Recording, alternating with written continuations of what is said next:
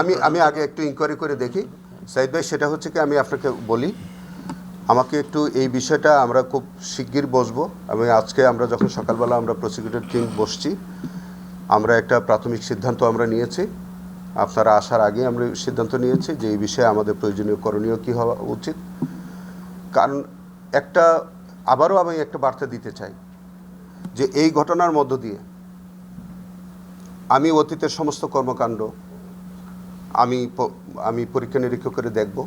আর ভবিষ্যতে আমাদের এখানে প্রসিকিউশনে যারা কাজ করতে চাইবেন তাদের কাছে পরিষ্কার বার্তা যে ভবিষ্যতে আমি যদি একটা শোতা পরিমাণ অভিযোগ যদি কোনো প্রসিকিউটরের বিরুদ্ধে পাই, তাহলে আপনি ধরে নেবেন পরের দিন তিনি আর আমার এখানে নাই।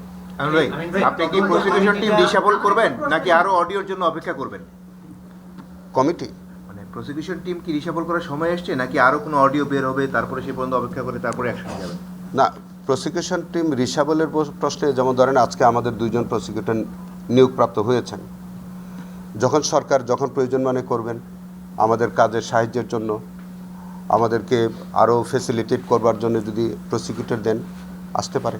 এটা আমরা তো তদন্ত করে আগে দেখতে হবে, বাইরের তদন্ত তো এটা পরের প্রশ্ন। কমিটিতে বাইরের কেউ থাকবে? আপনারাই তো জানতে চাইলেন আমরা তদন্ত করব কিনা।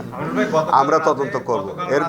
আমার সাথে আমি সকালে এই বিষয়ে আমি তাৎক্ষণিকভাবে বৈঠক করেছি। এই নিউজটা পাওয়ার পরই আমার কাছে মনে হয়েছে যে তাৎক্ষণিকভাবে বিষয়টা আমাদের বসা প্রয়োজন। সব লার্নেড প্রসিকিউটরদের সাথে আমি এই বিষয়টা নিয়ে আলোচনা করেছি। আমরা আরও কার্যক্রম আমাদের আছে, আমাদের এখন কোর্টের কার্যক্রম চলছে। আপনাদের সাথে কথা বললাম, আমরা আজকে আমাদের কিছু পরবর্তী কার্যক্রম আমরা গ্রহণ করব।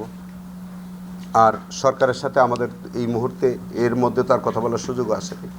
নিশ্চয়ই যদি কোনো কথা বলার সুযোগ থাকে বা তারা কিছু জানতে চায় আমরা জানাবো।